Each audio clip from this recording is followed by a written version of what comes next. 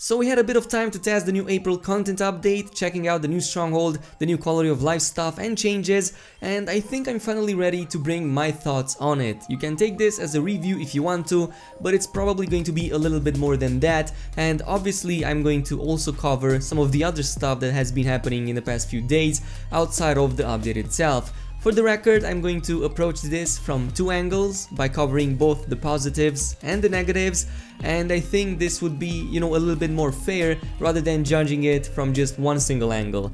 With that being said though, starting on a positive note, the update itself, when you exclude all of the external factors and the game's current state, is rather decent. It brings some actual new content, which comes in the form of the new Sunken Cell Stronghold. I found the new Stronghold to be quite refreshing. It's always nice to do something else in the game, honestly, and if you think about it, the level design was also quite interesting. Now I know that because of the game's poor state, most people have put it down, but a lot of what I've seen so far left me quite impressed. Just from the perspective of the level design and nothing else, the Stronghold feels very well done. The visuals are, as always, some of the best I've seen, and the content is also fun and engaging. If the game wasn't in such a poor state right now, I think the Sunken Cell Stronghold would have been much better received by the fan base. I especially like the reversed waterfall sections and having objectives alongside, which made me feel like I'm doing a little bit more than just mindlessly fighting hordes of enemies. It also gave me a great sense of scale with tunnel areas and relics, making me feel like they truly belonged to gods. But what impressed me the most about it was the end boss fight, or should I say the end area. The scene with the whole split ocean or lake or whatever it was definitely left me impressed, and first time I saw it, it definitely had that wow factor, and it still has after the probably 20th run that I've done so far. The boss fight itself was engaging enough, with several phases, obstacles and attacks that made it feel a little bit more threatening than most of the other bosses I've seen so far, so I think this is probably one of the most deadly bosses in Anthem right now. With that being said though, it doesn't mean that the Stronghold comes without any faults. My biggest complaint about it is the fact that I felt very disconnected with most of the lore behind it, and the NPC chatter in the background didn't really help with anything, mainly because there was no backstory, there was no prior information to the reason of why we would even be there, so it kind of felt a little bit disconnecting to even play it. As soon as I queued up in it, I was dropped in the starting area with some dialogue starting up, but it all felt like I accidentally dropped in a room full of people talking about stuff that I didn't care about. Again, BioWare created something quite amazing, but the execution pretty much nullified a lot of the wow effect that this kind of level design should have had. Couple this with the fact that this Stronghold is pretty much the only thing in terms of content after a whole month of waiting, I can see why most players are now storming Reddit and Twitter to voice their frustration towards the game, though I will comment on that one in just a little bit. Moving on though with some of the other stuff I really liked about the update, I think the top one has to be the newly added way of starting expeditions right from the end of the previous ones. This one was probably long requested by many of the fanbase members, and this alone reduces the number of loading screens you need to go through to play continuously, so it's definitely, improving the game in a good way. The same goes with changing loadouts and items on the fly, like most other RPGs out there are doing it, but Anthem for some reason up until recently didn't. I don't think many people realize the potential of this feature, as now you can pretty much do this whole loadout change during boss fights as well. You can run a certain build for trash mobs, and either before or during the boss fight you can change to a new weapon or a new loadout that is better suited for that encounter. For the interceptors out there who don't always get to run mixed builds, this is probably going to be a great quality of life feature for you. Now, since we're still on the subject of quality of life stuff, if you can believe it, text chat has finally been added in the game. It's kinda hidden in the options menu, but you can pretty much activate it with ease, and while it's true that this feature should have been in the game since the very start, finally having it in the game gives you a feeling of satisfaction, even if it's just momentarily. I can now properly communicate with the people I'm grouping up with instead of just going on full silent mode, which also gives me a little bit more room to plan out ahead for the next encounters and strategize with the team I am being queued up with. finally, in the quality of life category, picking up contracts straight from the map is so much better than having to go manually to each notice board and picking them up from there, or going to the launch bay to pick them up at the same time. It's nothing major, but it's nice nonetheless. Also, there's some other quality of life changes in there as well. A lot of stuff that has been undocumented, like having, for example, higher quality items being shown first in the expedition screen rather than being all random. So that is also good. There's a lot more on top of that, but yeah, this is pretty much it with the quality of life stuff that I found.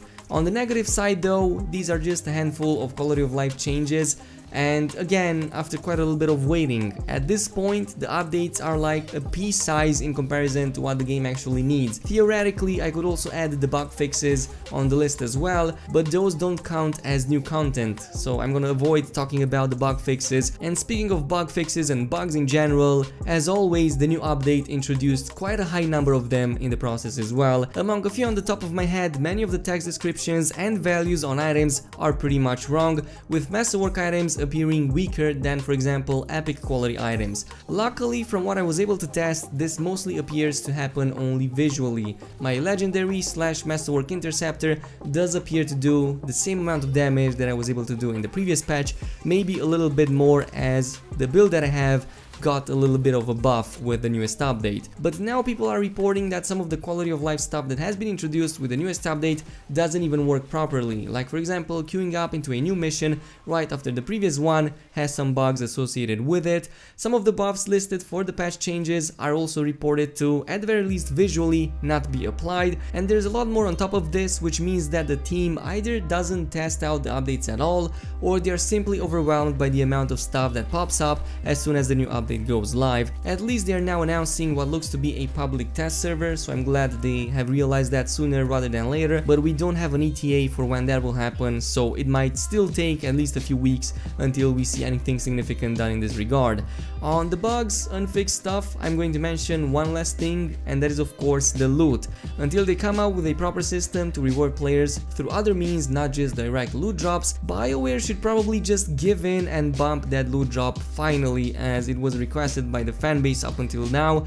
I can't believe how adamant they still are on not changing it at all. I mean, they have banned pretty much on every other suggestion out there, but this is something that they keep going and pushing with. Not really sure why that is the case, but taking into account the amount of backlash that they got since day one because of the loot drops, I think it's time they finally gave in and did something for a change. Until they come up with a loot 2.0, they could keep the current items, with the current item levels, and once the new system is in place, they can then start thinking about adding another layer of progression, similar to how Division 2 does it, for example, like adding another 15 to 20 points power level to the new items, and this would give, existing players the incentive of continuing to farm after the new loot 2.0 has been implemented, if BioWare cares so much about keeping players to farm for longer. Again, this is just one of the solutions that could exist. It wouldn't even be needed if the problem didn't exist in the first place, but it's a good compromise and a good transition until the loot system is being updated. Anyway, on a final point I wanted to make, I said how this update would otherwise be considered decently good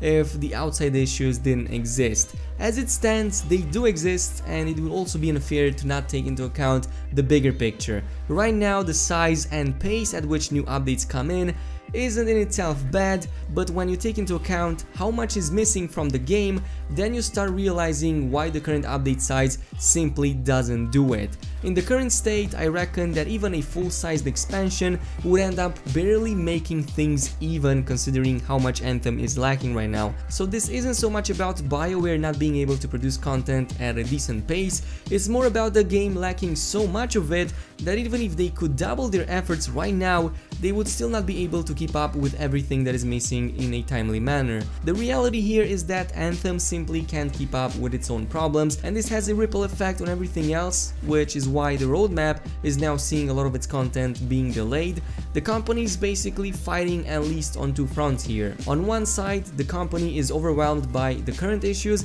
as well as the ones that keep rising with each new update. On the other side, there's a need to create a lot more content that was already missing to begin with. Anyway, I've talked for way too long, and the conclusion is as follows. Those who are still playing and still enjoying Anthem for various reasons will continue most probably to do so for quite some time. As it happens with most games and even with Anthem, there's going to be a dedicated fan base that's going to keep on going, and this is going to happen unless of course EA comes in and pulls the plug.